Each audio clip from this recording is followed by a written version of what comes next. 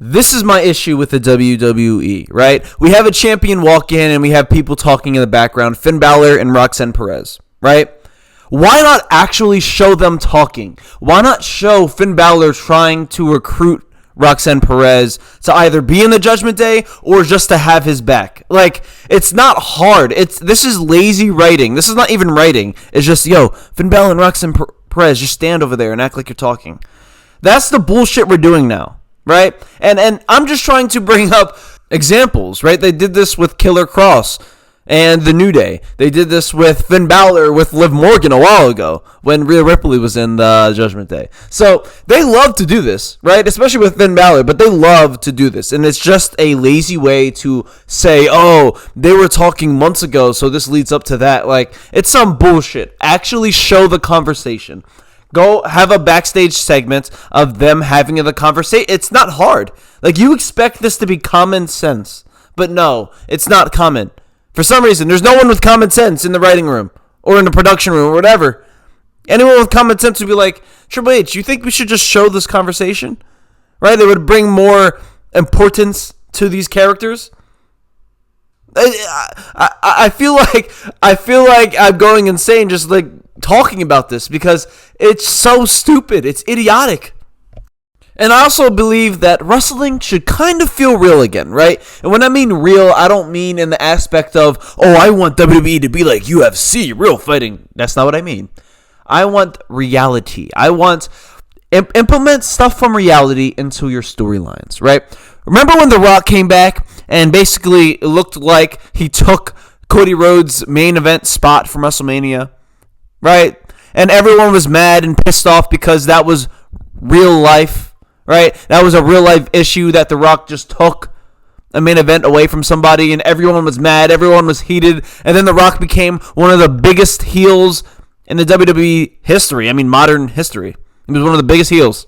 And that is from everyone thinking that it was real. That's all because of that, right? The cheers were louder than ever. The Cody fan base grew even more. The Rock, one of the biggest heels. The booing was amazing. Like, that is what you want out of a WWE experience, and that's why that WrestleMania felt good. If you look at last year's or the latest WrestleMania, no storyline felt real. No storyline felt like it mattered, right? There's nothing, right? There's nothing that you could really get behind out of any storyline that even translated real life, right? And that's what we need to get back on. Bring out real-life situations. And WWE coming to Netflix was supposed to be a great idea. It was supposed to help the WWE tremendously. And honestly, it would have if you were actually giving the fans great content, right? There's people who had Netflix and didn't watch WWE for a while and were like, you know what, let me check it out. Let me see what's happening. They saw Cody Rhodes do some dumbass shit. They saw the dumb booking, how stupid it was. Why would they want to watch it, right? Last week was the lowest rating, the lowest viewership that we've had since we started the Netflix era. And that just shows you how no one really cares. Yes, people on Instagram are posting about it. That was because it was WrestleMania. People are going to talk about John Cena, Randy Orton. But when John Cena can't save you, when you take out these big names, who can save your company? Roman Reigns? Roman Reigns barely fucking shows up, so I'm not even going to count him. There's no one.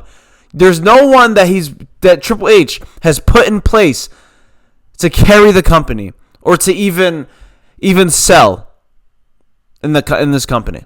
There's not many, right? And I'm at the point where with SmackDown is almost unwatchable. You got to bring up these people from NXT. Trick Williams has to come to SmackDown. Has to. He has to come to SmackDown, team up with Carmelo Hayes, and he has to say to Carmelo, yo, what are you doing with this guy? What are you doing with The Miz? Let's go back to how we were in NXT, and we're going to run this shit. Boom, there we go. Now we have a storyline for Carmelo and Trick Williams. They're a tag team that's not just a tag team that wants gold, a tag team that wants their own titles. I like that. There we go. Boom. We haven't had a tag team that I guess the Usos that, not really. We haven't really had a tag team that also went for singles titles as well in a while. I don't know. I can't remember. So that's a quick storyline that you can do right now. Boom, Trick Williams, go with Carmelo Hayes. And now you guys Now Carmelo is finally more important. You know what I mean? Trick Williams is instantly going to have an important role. But who knows, right? Triple H may not he may have them tag teamed and then never fucking book them, never write a fucking thing for them. You know what I mean? So that could happen as well. But with SmackDown especially, we need something new. We need new stars. We need new people to come up and be a big deal. I mean, that's literally what we need. Our mid-card is dying, is dead. Right, I feel like at one point, the SmackDown's mid-card used to be pretty good. Like, we had Andrade, Carmelo Hayes, LA Knight, Shinsuke Nakamura, a couple other guys, right? I'm pretty sure Chad Gable wasn't on SmackDown. I don't think he was on SmackDown. But there we go. That's a decent amount of names right there alone. But Triple H never booked them in a way to be prominent in the mid-card.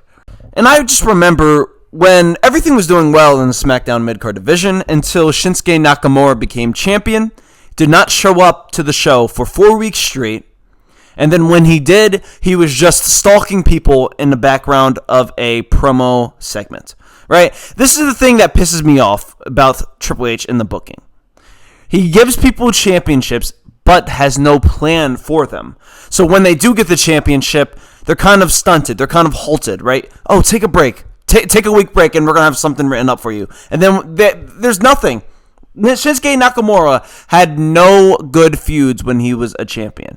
I think he only feuded with LA Knight. That is it. And that shit was just drawn out way too long. I also believe that Triple H has a problem with Triple H has a problem with LA Knight. He has to. He has to have a problem with LA Knight. LA Knight is too talented, right, to at the time lose his title to Shinsuke Nakamura and then watch the show become a living, boring shit show, right? Because LA Knight is beefing with someone who, firstly, he's not great with English, right? Shinsuke Nakamura is not great with English. Second of all, he was not showing up to the show. So that just made it double as harder. And this feud only stunted LA Knight's popularity. Because at the time, before he lost this, he was probably at the heights of his popularity. He was probably selling the most merch out of the WWE. And I don't know if Triple H loved that, but the fact that your mid-carder is more of a known figure than Jey Uso was at the time, or I would say more believable superstar at the time, he probably wasn't happy with that. So he's like, you know what, fuck it, you're going to lose to Shinsuke Nakamura and not have the champion here for 4 fucking weeks. So you're just going to have a feud where you're basically talking to yourself. So yeah, I mean, that wasn't great television. So yeah, hopefully we never get that again. I mean, I don't know. I think at this point you fire Shinsuke Nakamura and just push Andrade as that wrestler who is not great at English but can still speak it a little bit. And Andrade's good in the ring, so he's someone that you can push or fill in as that Shinsuke Nakamura type of guy. And shout out to all you guys who enjoy watching these videos. I have a fun time making it, so it's good to know that you guys enjoy watching them. I will be making a video tomorrow night, or probably tomorrow morning, about Monday Night Raw. We'll see what happens during the show. If you enjoy this video, drop a like, subscribe to the channel, and I'll catch you guys on the next one. Peace.